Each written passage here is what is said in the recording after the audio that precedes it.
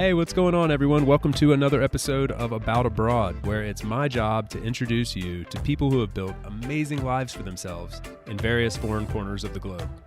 We're talking with expats and thought leaders about moving abroad, remote work, visas, and all the fun and practical knowledge that you need to know to follow in their footsteps.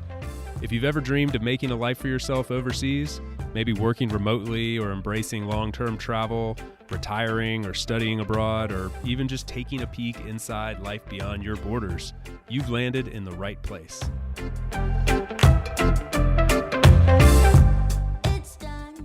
My guest today is my good friend Jason Moore, the host of the world-famous Zero to Travel podcast, as well as the founder of his latest venture, Remote Norway, where he's bringing remote teams up to experience all the natural beauty that you can find in a beautiful country like Norway. He's been living abroad there for quite some time now and has even gotten his Norwegian citizenship and passport recently. So we dive into all these things. He's a wealth of knowledge on the types of stuff that we love talking about here on About Abroad, and it was really fun to get him back on the show and dive into some of this stuff. So really enjoyed this one. I really hope you will as well. Please help me in welcoming Jason to About Abroad. Jason is back in the About Abroad house, man. Good to see you. It feels like it's been a while, but a lot has changed in this time, and we got a lot to catch up on. Good to see you, man. How are you? I'm great. Thanks for having me back in the house. I got invited back in. It's always an honor. Thank you so much.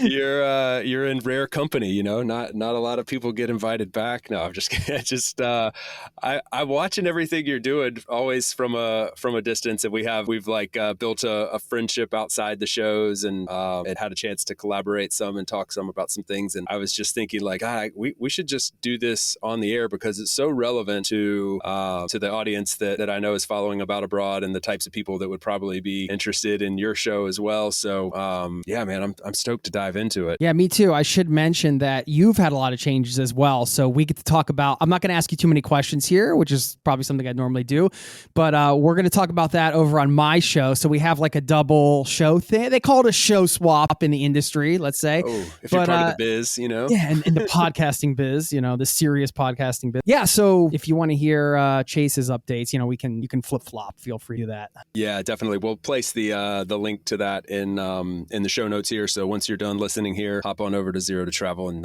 check it out. I'll hopefully have something as exciting as what's going on in Jason's world. I'm sure you will. Yeah.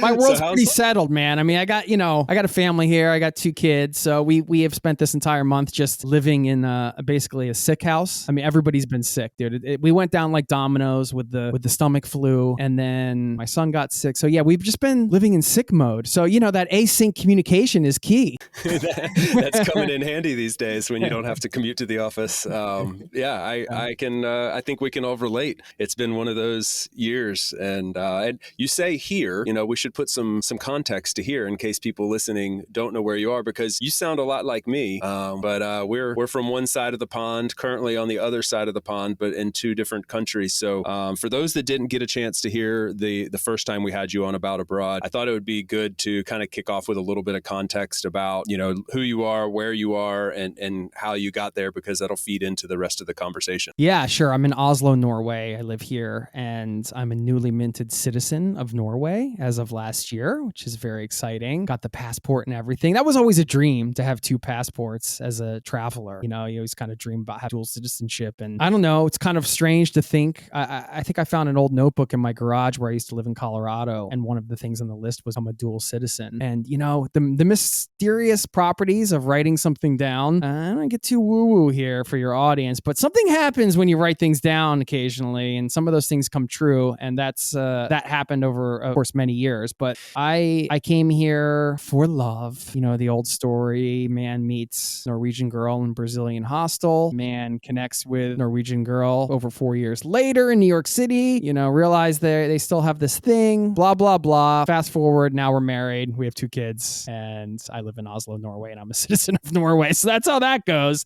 You know, just how I planned it, Chase.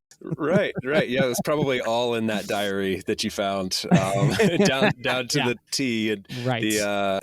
but hey, on a like a serious note, getting the dual citizenship is a huge deal. Like, I don't know if people realize how challenging that can be. I mean, it takes time and effort. I, by the way, just passed into permanent residency in Spain, so I'm like a notch below you, a pretty big notch below you on the on that spectrum. But 5 more years, I'll be where you are. So you give me something to aspire to.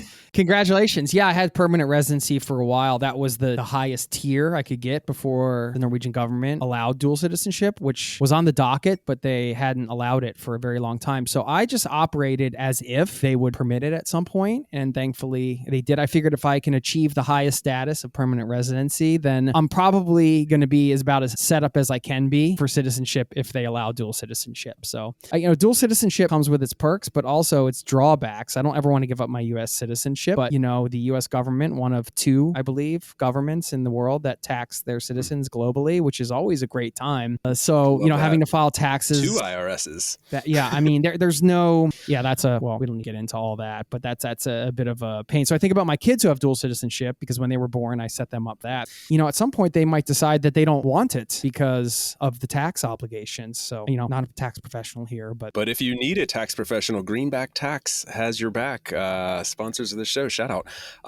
Anyway, moving on to that. So I think that is a really good point, that it comes with pros and cons. And some people might think the pros are pretty obvious, but just, high level bullet points, like why, for someone maybe that's sitting out there going, well, I don't need 2 passports. I got an American passport or whatever. I'm fine with that. Why does the second one bring you, other than, of course, you get to pick your line at the airport when you're going through customs? That's one. That's huge. Let's not skip past that. Yeah.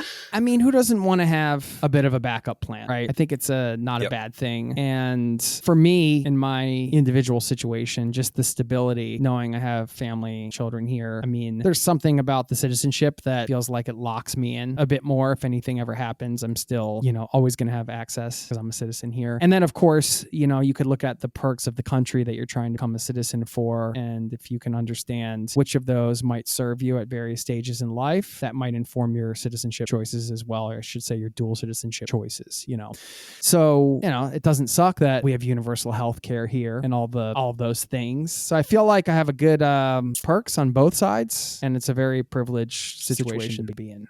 Agree. And I think that backup plan point should not be overlooked. Like, I think many of us maybe grew up in a time wherever you are in the world, like times have changed and things will continue to evolve and change. And you don't know what the future holds. And so if you have that opportunity, it's not a bad thing to plan for the future in that way. And I hear more and more people talking about that now. Like, I don't feel like it was something maybe it's just the stage of life we're in. Like, it used to be when you're at the hostel in one part of the world, the conversation revolved around very different things than passports and dual citizenships. Like what bar you were going to go to that night? Yeah, generally speaking, like which pub crawl you were getting on, or which late night train you might hop on. But we grow older, Jason. So we do. Thankfully, I prefer that to the alternative. Yes. Yeah, I'll take it.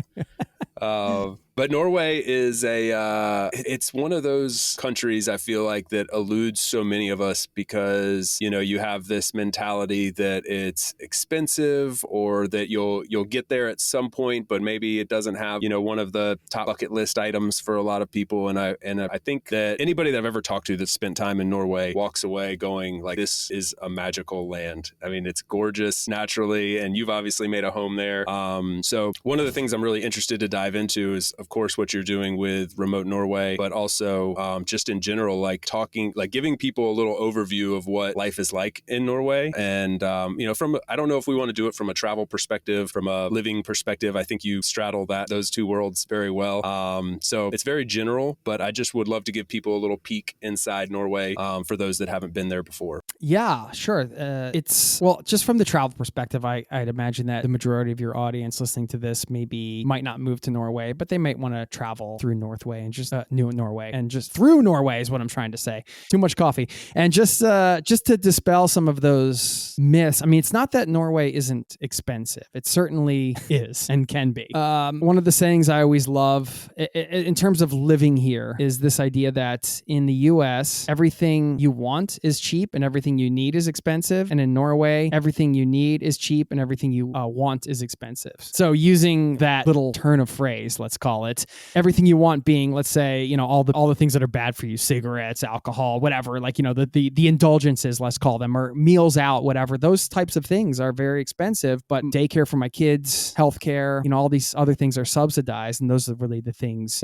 that you need as an individual to stay healthy and things like that. So, and then of course you can go to America, you can buy a beer at a bar here for, $10 to $15, but you can buy a whole 6 or 12 pack in America for that of micro beers at the liquor store, which seems to be everywhere. So, it's just a different society. And that was kind of an interesting turn of phrase that I think sums it up in terms of living. But in terms of traveling, yes, it can be expensive, but travel as a traditional tourist can always be expensive anywhere. I mean, you could go to the cheapest country in the world and find a way to spend, $500 a day or whatever. I mean, there's always luxury hotels and things you can pay more for that you don't need to. It just really depends on how you do it and how you go about planning your trip to Norway. Now, I think because of the connection with nature here, there's a very strong connection between the people, the Norwegians, and nature. And it's a very high value in society. It's a high value in my life, which is one of the things that I love about living here, is that other people value that. So you have this shared value of nature. And because of that shared value, society builds around nature and within nature and works within nature. So those values extend not just to, it extends past individuals and into systems and laws and the things that really create a society over time. So I think that those strong values with nature are very healthy for humans on an everyday basis. We're going to talk a bit more about this later, I think, when we get into some other stuff. But so that's a wonderful thing about living here. Now, as a traveler, if you think about, hey, I want to live like a local. Well, like locals, they're out in nature quite a bit. I mean, I see my neighbors riding bikes in snowstorms with goggles on. It's insane. Like the weather doesn't stop them. There's a famous Norwegian saying. It's "Du finnes ikke dårlig vær, bare dårlig klær," and that just means there's no such thing as bad weather, only bad clothing. Essentially, like, whatever the weather is, put on the right clothes and you'll be fine. So that is a mentality that everybody should embrace coming through here, because you will encounter some interesting weather, even in the summer. But if you are wanting to live like a local, well, the locals get out in nature. You get out in nature. This is one of the few countries in the world where wild camping is permitted. And I have a buddy who has done a lot of bike touring in Norway. I'm not saying that's a style of travel that everybody will want to do, but you can pitch a tent and sleep pretty much anywhere legally within, there's a few set rules, but you have to, be a certain distance from certain things and stuff, but that's free. You can free camp anywhere. And if you're just willing to kind of explore some of those alternative means of travel, you don't have to spend a lot of money. Of course, you have, the couch surfing and the work away and things like that you can take advantage of. So definitely ways. I have a buddy that hitchhiked through Norway and had a wonderful experience. Again, if not for everybody, and maybe your entire trip won't be structured around these big adventures, but if you're throwing like a couple trekking trips in there or some nature adventures where okay, I may be spending X amount in this city for 2 or 3 days, but then I'm going to be 3 days, hiking hut to hut or doing something else, and that's going to offset some of my costs. It's just really how you approach it. So you can always go to grocery stores and purchase food. You can stay in a place that has a kitchen and cook yourself, because eating out is expensive here. So there are ways to mitigate the cost. You can drink less alcohol or not drink at all, and that will save you a ton of money. Definitely ways to do it affordable. Mm-hmm. That you mentioned hiking hut to hut, which makes me think that's just like a normal thing. Can you expound upon that a little bit? Yeah. Well, there's an organization called the DNT. It's the hopefully I get this right in Norwegian, Den Norske Turistforening, which is yeah, you got it right.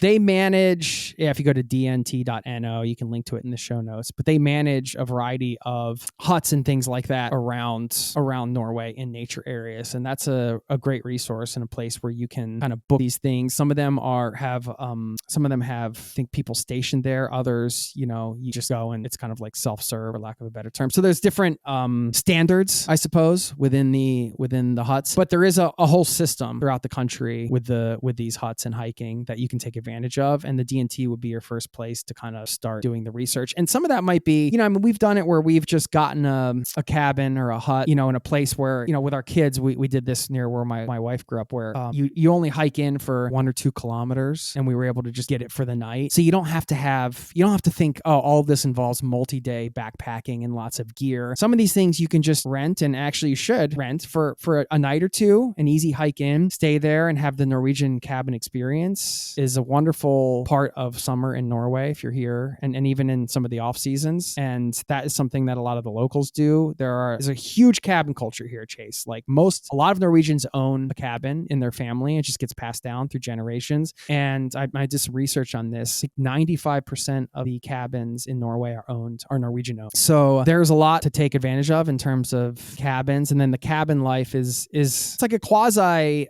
way to get into nature without having to, get super dirty, right? Yeah. It's like glamping. Yeah, well, I mean, it's nice, Yeah, sure. And then just hanging out and, I don't know, having a fire or taking a small hike and, whittling sticks, whatever. It's just relaxing, man. Yeah. I mean, this, coming back to that like network that you're talking about, I think Europe does this really, really well. And at least for me, like coming from the East Coast of the US, and like I grew up around we call it the Appalachian Mountains. People everywhere else calls it Appalachian Mountains. Like you have the Appalachian Trail and, huge, this great Smoky Mountains and beautiful mountains and nature and networks of trails and stuff. But what's really unique, I think something that I've found throughout Europe, like for example, in Spain and France, all throughout the Pyrenees, they call them refugios, and they're like these huts that you're talking about, and networks of trails connecting these huts where you can go, and you can kind of think about it like a cabin / hostel for people. And like you said, like you could go, I mean, you can actually drive to a lot of them and just like park and just go and stay there. Like you don't actually have to do a bunch of hiking and just kind of use it as a home base. But for someone who's like, I want to get out into nature, I kind of want that experience of meeting other travelers and seeing the natural beauty and feeling like I'm outdoors, but I'm not going to like drag a backpack and a tent around. These can be an awesome way to see some beautiful villages, beautiful towns, awesome nature, and you can hike from one to the other, and make a whole trip out of it, or just go to one and just stay in there. It's been one of the real like surprise delights for me in this phase of my life in Europe that I've really come to enjoy. But I haven't done it in Norway, but it's just cool to see that extends to there. Yeah, absolutely. And there's also, campgrounds that have huts and cabins that you can rent. So people might come with their RVs, but also there are people that come and just rent. I mean, I've done that on a road trip where we'll just pull off and find a place on the way. So you can find those at campgrounds, or sometimes they're just like independent farms that have built a couple cabins and they have it on their property. And there might be a sign to just come in, and we've rented cabins on just like people's farms and stuff like that. And it's not like staying in a $200 or $300 a night hotel, and you get an incredible experience. So a lot of ways to do it. Oh man, that's awesome. And I think a lot of people know, when you think of Norway, you think of like Oslo. Maybe some people would think of Bergen, which is like really top of my list, like a place that I really just feel like I have to go see. I'm sure you have those too, where you're like, there's just a spot fixated in your mind. We're like, at some point I just got to go see that. I don't know why. And Bergen is one of those places for me. And like, are there any others, like any other kind of like hot spots that you would recommend someone if they're first kind of starting to map out their trip to Norway, that you would say, make sure you add this, or at least do a little research on this area or place? Oh gosh, that's a loaded question, man. Too much. I mean, there's so much. So if you want to link to a show I just did with actually our logistics partner for Remote Norway, she did 7 hidden gems in Norway. And so that's a place. And then of course you have the traditional like Norway in a nutshell tour, which hits all the main spots. And those spots are iconic for a reason. And you've probably seen some of these pictures on Instagram, and maybe you didn't realize it was Norway, where somebody's standing over the rock with the, Pikastolen, or there's like I went to the Shada Bolton this last summer, and that's the rock that's sort of wedged between 2 cliffs. That's like over 1,000-foot drop into a fjord. It's absolutely beautiful, but those places are iconic for a reason, because they're beautiful, but that means they're also more crowded because it's on the tourist trail. So it depends on your approach. You might want to hit some of those places just for fun, but then also get to some of the other places that are just as beautiful, but in a different way and less crowded, and maybe not as iconic as where everybody's taking their photo and putting it out there, because those are the places that get swamped. But that's true. It's generally true across the world, right? You're always going to find these less trodden places that have something else to offer. So Yeah, generally speaking, do you find that it's is it or has it become more of a place where you see those crowds of tourists at those iconic spots, or is there still a feeling that it's a little undiscovered, or has that been totally tainted by now? Like, where is it on that spectrum? No. Those spots are not undiscovered. Yeah. I mean, we hiked up to Prikastulen, and that's the rock that juts out over a very beautiful view, but it is, there's just tons of people walking, and it's not an easy hike, but it's crowded. It's just gonna be crowded. There's just, in the on season, right? Yeah, which is like peak, like summer, July, August. Yeah, exactly. Because also in July, basically every Norwegian has off. I don't even know how their industry continues to operate in July because everybody's off. So they're traveling too. And I think more and more traveling in their home country. I think I always get we're not talking about the pandemic and while run a podcast, but I will say during that time, the Norwegians, I think some of them kind of rediscovered what's in their own backyard. And that's true across the board. And so maybe people are less apt to fly to Spain for their holiday in July because there's a lot to do here. Yeah, local travel. I think there's still some, I don't know the statistics off the top of my head or anything, but just a kind of a general sense that also with a looming recession and,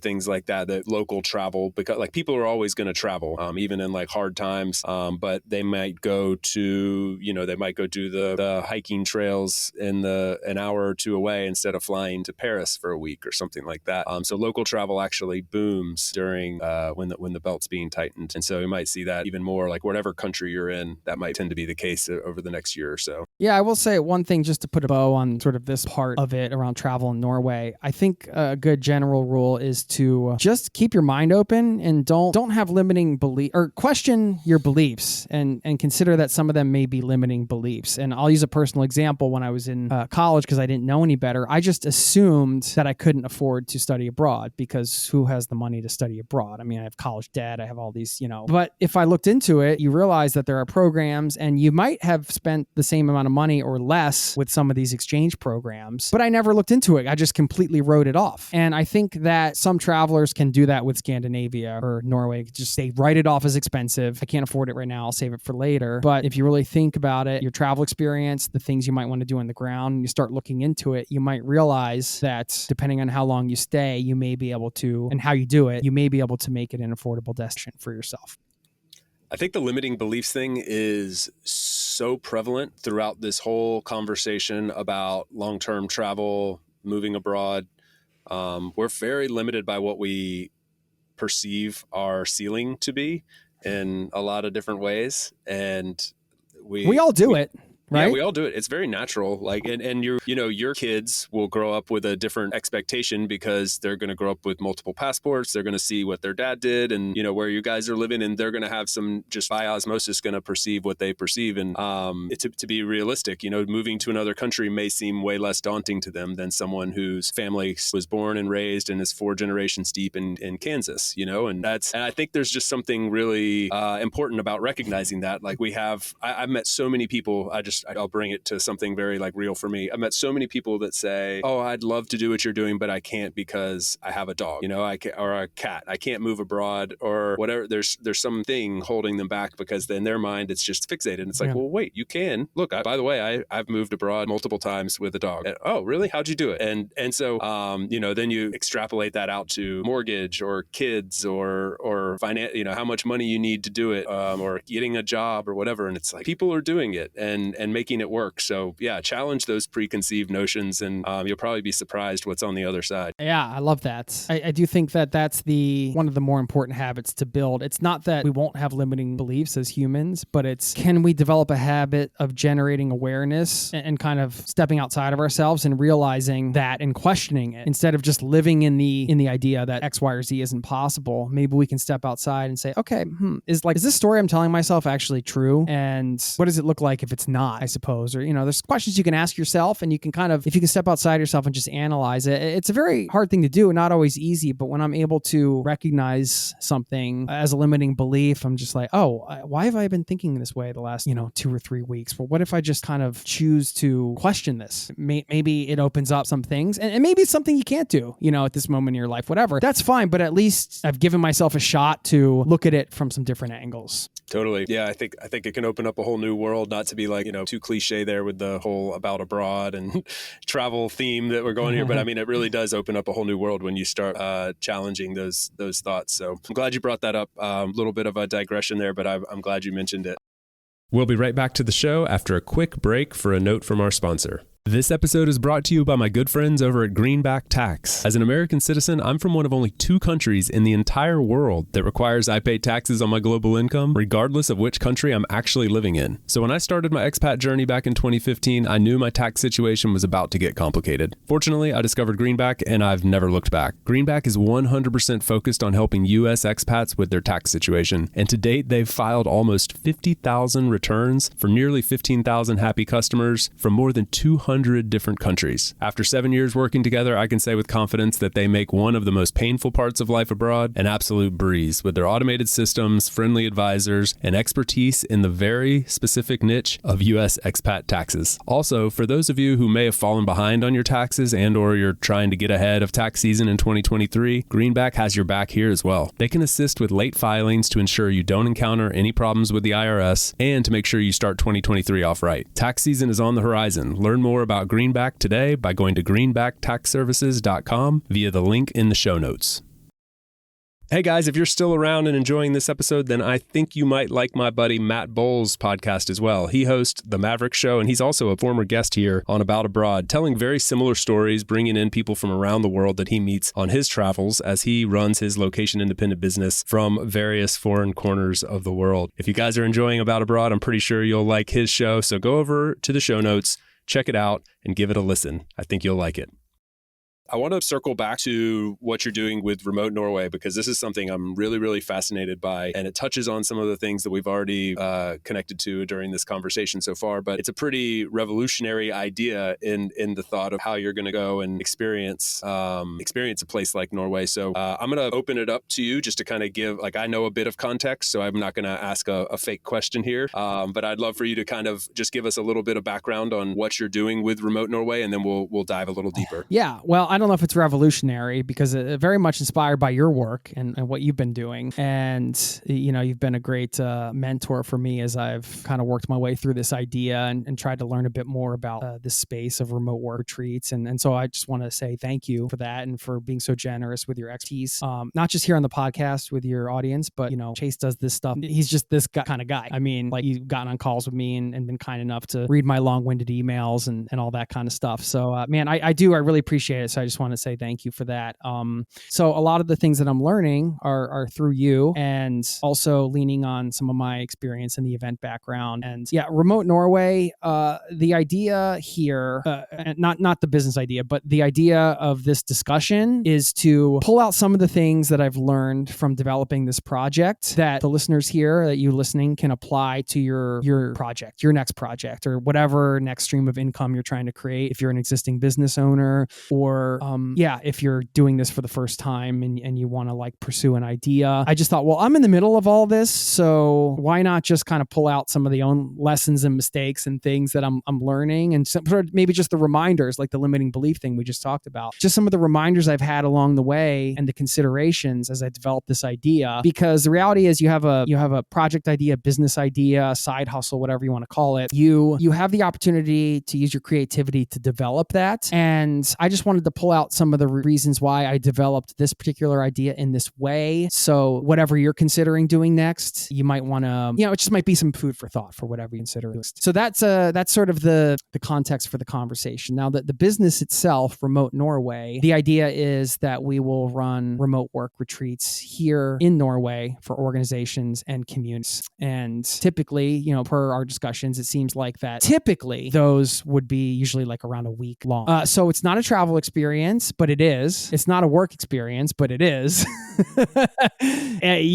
This is what I'm dying to talk to you about on my podcast, is to get your advice around how best to set yourself up for a retreat as an organization. But also, I think this is something that individuals can do for themselves. If they want to carve out time and be intentional around a block of time during their travels, or just getting away from their home country and setting out a block of time for themselves to be inspired, get creative, come up with a next direction, whatever the case is. So anyway, so that's the idea. And I just think that there's going to be a market for this that's growing. So let me get into some of these things. I've written 5 things that I think are tying back in with this real world example, but are good things to consider for yourself if you are working through your own. Is that cool? Yeah, man, I love it. And I want to give you a little bit of credit here too, because it would be very easy to just say like, I'll mention to people what this program is. But Jason was very diligent about or insistent upon finding a way to add value to the audience, which I really appreciate and something we always try to do on the show. And so thanks for doing that and for being intentional about that. And man, I'm psyched to dive in and hear what you've got. Okay, cool. Well, thanks. All right. So the first thing is this, I guess we'll kind of snappy little turn and phrase. I don't know why I like these things, but so I wrote this down this morning, but when you create a business, you have to work for your business. You have to work for the business, right? But the business also has to work for you.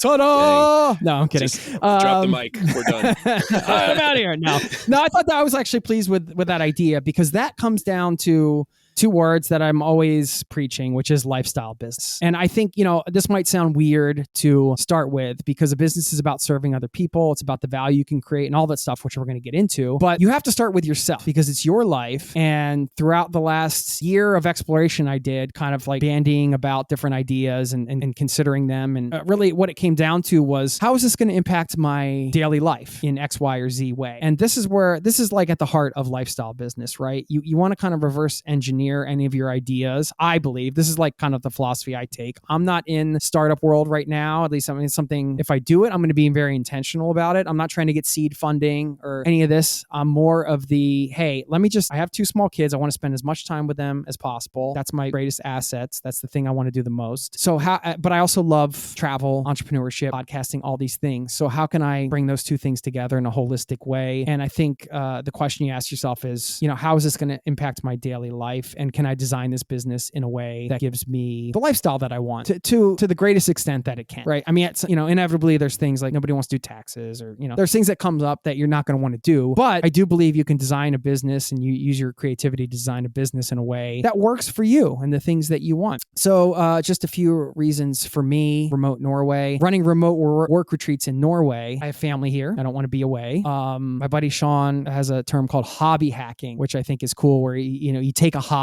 and you turn it into a business, so then you can get free things of that. For him, it's golf. Like, he's his whole business around golf. So now he can write off all of his golfing expenses, or he get invited to play golf for free. I love travel. I want to do more traveling around Norway. Norway can be expensive, as we said. I'm not going to lie. I want to experience some of these nicer places in Norway and meals. And part of that, hey, well, if I start a tourism company here, I'm probably going to get opportunities to do that. So there's personal perks that can be really fun to take advantage of. Or at very least, if I'm scouting places, I can go and have like a weekend, and I can write those off as a business expense. So, those are things to think about. And one of the nice things about getting involved with an industry that you love is getting to be around others that maybe have the similar interests, or getting to take advantage of some of those perks. And that's always a tip I give people too. If you're like kind of struggling with what idea you should do, I always say, imagine, like, look at an industry, just like go so broad as an industry. And imagine if you had to attend like a conference in that industry. Does that sound fun to you?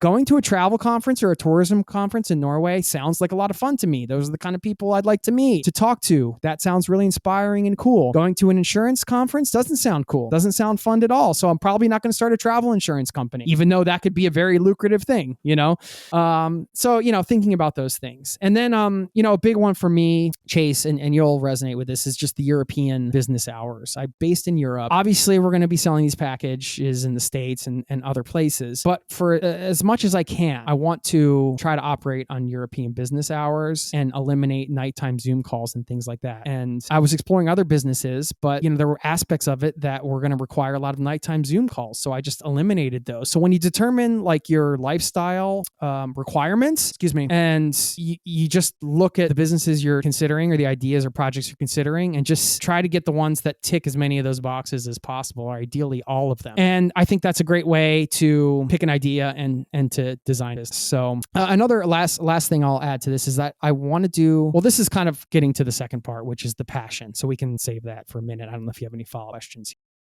I have many, but now I want to know about your passions. So let's connect those dots and I'll circle back. Okay. Well, the second thing I wanted to bring up is if you're in the idea phase, just really think about what gets you excited about an idea. And for me, I have to have a level of passion about an idea. It's a big one for me. Not necessarily for everybody. It's a very much a personality thing, right? And there's nothing wrong with that. Like the follow your passion thing, sometimes it makes people roll their eyes. For me, it's a requirement to, like, I wouldn't have a podcast for 10 years if I wasn't passionate about it. It doesn't mean every day I wake up and I'm like, I'm ready to record this episode. Like I was really excited for today. But some days you're just like, I don't want to record this thing, this intro outro segment I got to do or whatever, or like, write up these things or whatever. But the passion carries you through. And at least for me, some people, they're like, well, here's an opportunity. Like, let's say I'm a CPA. I know how to do accounting and bookkeeping. I don't love it, but I can like run a successful business. I can make a lot of money on it. It's easy to get clients because it's a need everybody has. And I'm just going to streamline the hell out of this business. And then I'm just going to free up my time to do whatever I want that I'm excited about. And that's like an approach too you can take. I have to have passion for myself kind of infused in the business. So I'm passionate about nature and travel here and the sort of the connection. That's one of the things that got me excited about remote Norway. I'm passionate about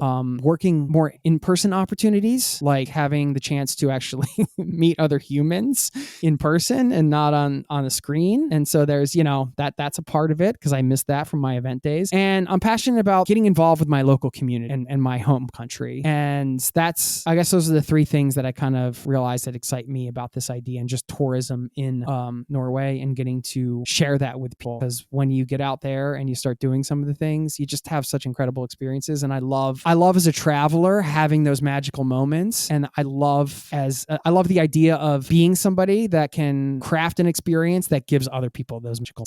I think that's always really important, is to be intentional maybe about that. Like if you're going to try to create a lifestyle business that aligns with your personal interests and passions, like challenge yourself on whether or not you'll be okay with doing that and or if it will taint the experience for you. But for someone that does, like if you can align around that and build a business that you really care about and really enjoy doing day to day because it aligns with your passions, then I mean it's a dream come true. Like that it's awesome, and it's great to be able to take the time to curate that for yourself. So it's pretty inspiring to see that you've done that. Yeah, cool. That's a great point. And I mean, just to be clear, like this is a business I'm just getting off the ground, and with some mentorship or a lot of mentorship from Chase here, I don't know if this is going to work. And I think this is a great reminder for people. I mean, I think it's going to. My hunch is that it will because of something I'll talk about in a minute, but there's no guarantee. And it also depends on, it comes down to me and being able to execute, of course. It's not just the idea, but it's mostly the execution, right? Ideas are great, but it's how people execute. So I have an idea for a search engine. Yeah, okay. Great. Well, like Google seems to have executed that idea pretty well. There are a lot of other search engines, but one of them is doing a better job at executing than the rest. So yeah, I just wanted to kind of make that clear. And that's why I think it's a good place to be in with this conversation now, because these are all the things I'm considering in real time. I just wanted to share them. And also the fact that, I don't know, it's just so easy to get discouraged, man. Isn't it? Like you see, all these people with, this amount of following or this, thing, everybody's so seemingly successful on the internet. And it's just like, well, no, that's not true, first of all. And it also not necessarily. And it's also not how everybody starts. Like when you start with an idea and you develop it and you get into it, it's going to morph, it's going to change. And you also don't know if it's going to work. And that's just part of the reality of living in the entrepreneurial world. Or if you have a current business launching a new project, this, you just don't know. I mean, you try to set yourself up in a way that it'll work, but you just don't know. So yeah. I mean, this is kind of funny to hear you saying this because like you're being very complimentary towards me, but like you are that person in the podcasting space that most of us would look up to and be like, I mean, you've been doing this a long time. You've got millions and millions of downloads. You're like the leader in the travel podcasting space. And so I think a lot of us getting into podcasting, like trying to do something in a similar zone, would look at what you've done there and be like, oh, that is a mountain that's really going to be really hard to climb. And I'll Probably never will. But anyway, yeah, I mean, it's kind of cool to hear that, because I think we go through these like ebbs and flows in life, like especially when you're talking about entrepreneurship and building lifestyle businesses and things like, like in my world, when I started this podcast, for example, I went from like in a given day, I would be like taking off one hat and putting on the other. And in one sphere of influence, I'm like seen as like a leader and in command kind of, and a decision maker. And then stepping into this space, putting on the podcasting hat, you're a nobody and you have no following and nothing to offer. And you're trying to create something from nothing. And the confidence that ebbs and flows with that is like incredible. And so I don't know. I think it could be refreshing to hear that from people, because like it was refreshing for me to hear you say that, because I look and see what you've built with Zero to Travel, and I think like it's just this like incredible thing. But then I see you starting Remote Norway kind of from scratch, and I can see some of the vulnerability and the maybe not lack of confidence, but the observation that you have a mountain to climb in front of you, and those are two different worlds. And it's like, it's okay. We're not all actually living in this Instagram world where everybody's super successful and super happy and has achieved all their goals. Like we're all battling through some of these things in different ways, and you'll certainly encounter that if you're trying to create a new business and build something like in this world. So worth mentioning, I guess. Yeah, no, I love that idea of, I hadn't thought about just the idea of stepping into two different worlds and how that might change your confidence or how you approach things. It is tricky. And I mean, that was everything you said about the podcast. That was very nice. But, there's still podcasts in front of me. And then if you go outside of travel, like my show compared to in the podcast world is a tiny speck, it's like the Earth and the Milky Way. Yeah. Depends on your vantage point, right? Like the Earth is pretty big if you're standing on it. Yeah. So, and I think one of the things that can always be true on mindset, this is where it comes a lot down to mindset, right? It's you can have something that's successful to a certain extent, and then the fear is losing that, or like figuring out a way to maintain that level of success. And then if you have nothing, the fear is that it won't work or that you won't be able to build it. So it's like everything has fear built in if you choose to kind of, I think it's good to choose to acknowledge it, but you can always, I remember somebody told me once, you can like sort of acknowledge the fear and be like, thanks for stopping by, but you can like, you can kind of go about your day now, go do your thing, like, because it is there. And so I think one of the things that entrepreneurship has taught me and launching these projects and doing these various things over the years is just that to learn how to act in spite of all the doubts and the fears. Like that's what it comes down to. It's not that they're not there. For me, it's not that they're not there. It's just that I just have been able to ignore them and keep doing the thing anyway. And some things work and some things don't. And when they don't, then I've been better able to learn and just move on and realize that that's okay too. So I don't know about you and how you feel about, what you've learned from your own projects, but that's been a big takeaway for me. Totally resonates, man. Yeah.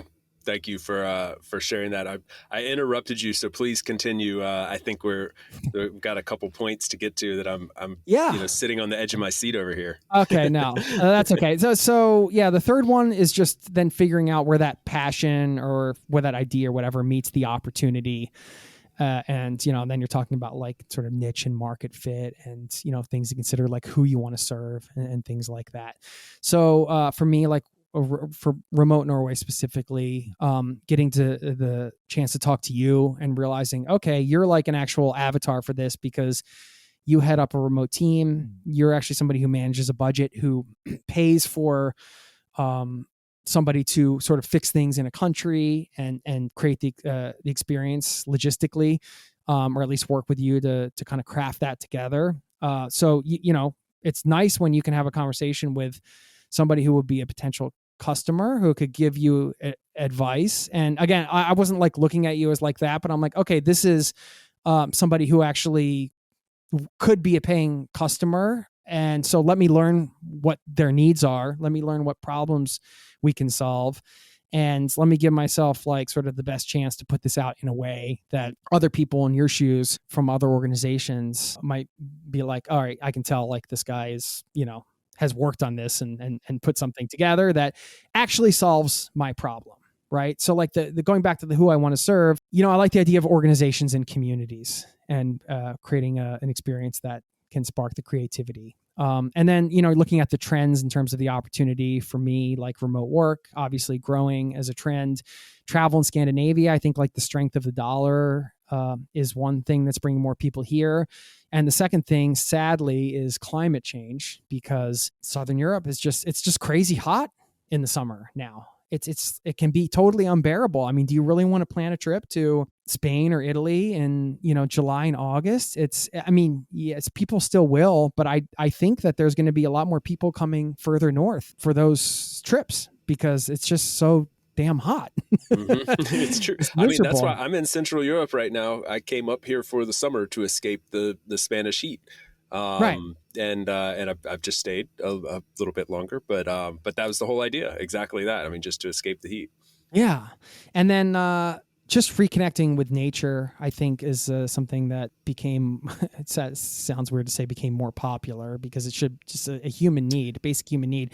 But I think when everybody had the opportunity during the pandemic, sorry to bring it up again, to kind of like just take a break and get outside and take a walk or whatever, people started realizing, oh, this is kind of a nice thing to do. So it's just, considering where your passion meets the opportunity and trying to find the space. I'm also passionate about events and creating experiences for people and things like that, which I talked about. And then the fourth thing is kind of do an assessment on yourself, really. Like, what are some of the skills I have that I could leverage to make this a success? Who are people in my immediate network who could help me? Like, you were somebody that could kind of give me some guidance on like what version 1 of this MVP would look like, this minimum viable product, which is essentially what it is. And who could I reach out to let know like this exists? And I have 15 years of working in events in my previous career, I guess I would call it, before I moved into like the travel industry and stuff like that full time. So I have experience producing events, and I have relationships with event companies as well, even though they've long gone now. Probably a lot of these people have moved on, but yeah. And then, figuring out money wise what you have to work with, and is the idea something that you can afford to do, right? In this way, having like a partner, I know the things that I can do. I'm not like a coder guy. I'm not a software developer. So I know that an SaaS company, a software as a service company, is probably the smartest company to build right now. They sell for the most. It's the most sort of value, the highest value business. If I want to just like build a business to sell, that would be the smartest thing to do. But I don't really have the capital, nor do I want to dedicate the capital to creating a software product. And I can't do it myself. And I don't have a desire to learn coding. So just to be really honest with yourself, be like looking at your skill set, your network, how much money you want to invest, and figuring out a way how that all fits into your idea. So again, that's just sort of some general things that I pulled out from this. And the last thing, just to get to it, the fifth thing is just that transformative power of nature. And this all goes back to why remote Norway, just to remind everybody.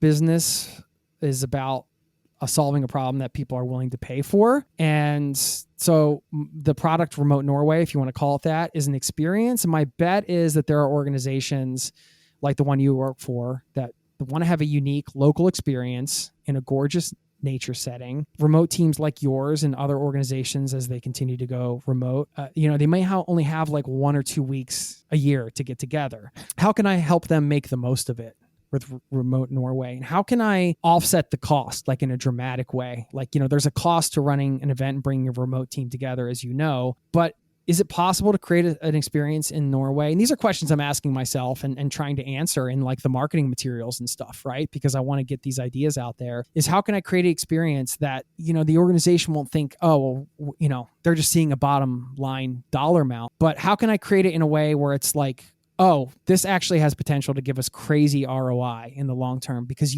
coming out of a week-long retreat, bringing everybody together, it only takes one idea that can 10x your revenue for the company for the next year. And now I'm getting chills, and that means I know I'm excited about this idea. But I do believe that I know for myself, and people listening might be able to relate to this. It's so stupid when I don't take a break and just go for a walk for like days, because whenever I go for a walk without like my earbuds or whatever, anything like that, I get like a waterfall of ideas, dude. Like it's like I just can walk for 20 minutes through my neighborhood. It doesn't have to, I live right next to the woods, but it doesn't even have to be in the woods. And it's just like connections start being made. The ideas just flow. And so it's real. Like this idea of getting out and letting yourself have the space to just be creative can create those ideas, can help to facilitate the creation of those next level ideas that can drive a company's revenue for the next 3, 5, 10 plus years. And there's actually science behind this. I don't want to get too geeky, but here in Norway specifically, I have to lean on the nature because there's that strong connection between nature and the living spaces. And as I mentioned, the society is really geared towards keeping that connection strong, which means things are built and designed in a way where it's not so intrusive. Like, this design here is awesome, and they're doing everything the right way, and it continues to build that way. So there's a couple things, like there's attention restoration theory. Have you heard of this? Attention restoration theory. It does not sound totally foreign, but I can't say I can shed any light on it either. No, I mean, well, this is just something I've come across through my research on this idea. But this was from Kaplan and Kaplan in 1989. I can't think of their full names right now, but it's just this idea. You can look at it on Wikipedia, but it's this idea that concentration level increases after spending time with nature. And they basically break it down to two types of attention. You have what they call directed or voluntary intention. And that's when you have a task that needs like sustained attention. So you're writing an article for Forbes, like you've done or whatever. And you're like, all right, I'm really focused on this one thing. And then there's this involuntary attention, which is soft fascination, they call it, which doesn't require effort. So you can think about like, how relaxing it is to like watch a tree blow in the wind, or like stare at clouds, or I'll say sit in a sauna in Norway on a fjord and just look, go for a swim and be cold and then just be warm and just look out at the fjord. It's that would be like that type of attention, right? And it's during that type of attention that, you have the chance to restore your other type of attention. And just like, basically, if you think about a video game, it's like, the bar goes red, the energy runs out of the character, and then like they're exhausted, and then they have to like go find things to build the energy back up. So when I think about a retreat in Norway, I think about nature as serving that function, right? I think about it like the activities being nature-based, or even just walking around a town where you're next to a fjord or whatever the case is. You can use those in-between times to like restore and revitalize. So when people come together again for the work sessions, it's just another level of sort of creativity and connection and presence, and that might sound like BS or whatever, but when I really think about it and I look at the science and I think about, you can't discount all of these things, like the energy of a room, the environment that you've sort of created. You can set yourself up with to put everybody in sort of a, let's say like a box that allows them to get out of the box, if you will. And so I think that Norway is a good place to do that because of a lot of the things I've mentioned. And then of course there's something about being away from your home country and all of that. And then there's another theory called stress reduction theory, which is just basically that being in nature activates a positive emotional response, decreases your blood pressure and heart rate. And, it allows to, just give you longer attention span, essentially.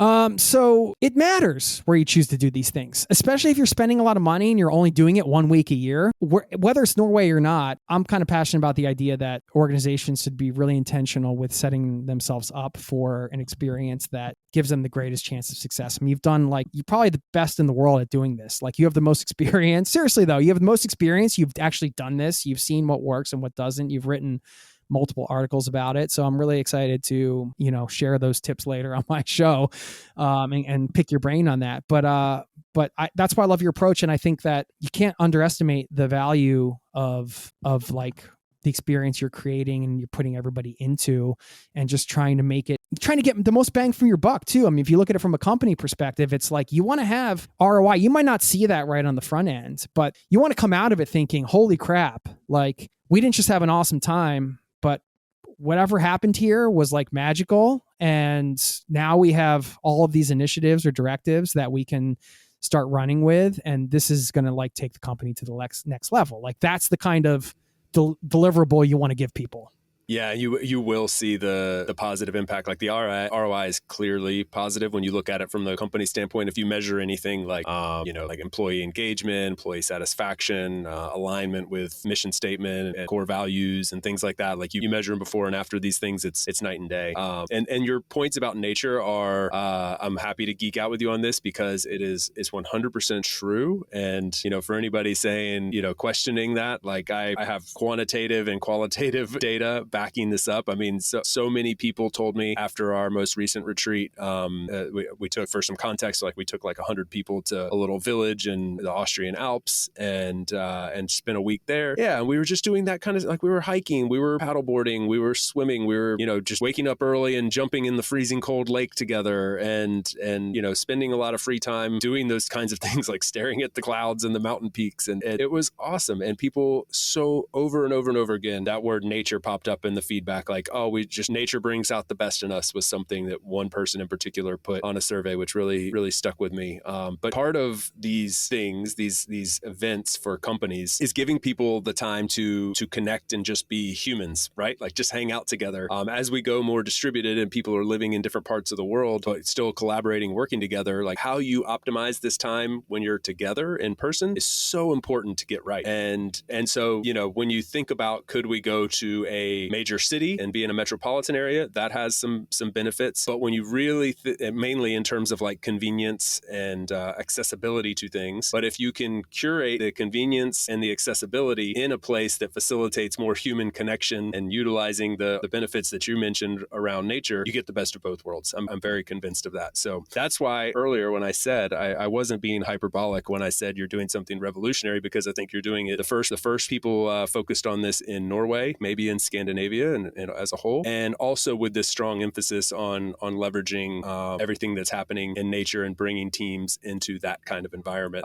specifically. A lot of people are focused on retreats in cities, which is going to be the convenient way a lot of teams will go. But this is a different approach that I would recommend people really consider. So that's why I love it so much, because it's very aligned with what I believe. Yeah, it's cool to hear that experience on the ground. That sounds epic in the Alps. I think, I mean, we can offer the more city-based stuff, of course, and we have the infrastructure for that, the logistics partner that we have. But the thing that I'm pushing as like sort of version one of this is this more unique kind of experience, and that can cater to looking at 3 different size groups, which would be like, a smaller group. Let's say like there's a best-selling author that wants to run a writing retreat. We could do something like that for like 10 to 20 people. We could do something that's like mid-level, 50 to 100 people. That's maybe a small organization or something like that. And then we could do something for up to 200 people, this fishing village takeover a fish village in Norway.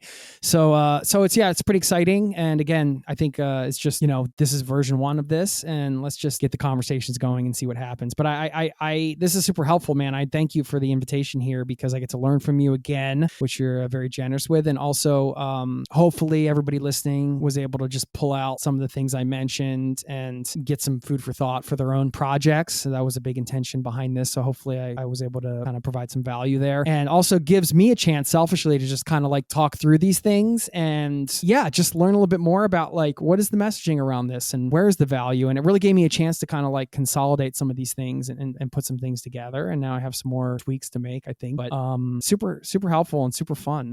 I really appreciate it, man. It goes both ways, and like we said early on, we'll be continuing this conversation from just a slightly different angle around like running team retreats and things like that. And I guess also some updates on what's going on in my life over on Zero to Travel. So if you enjoyed this one, want to hear a little bit more from my standpoint over on Jason's show, please follow the link over there. Can I give people a sneak peek? We're going to talk about your van life, because I want to get some advice on the van life thing in Europe.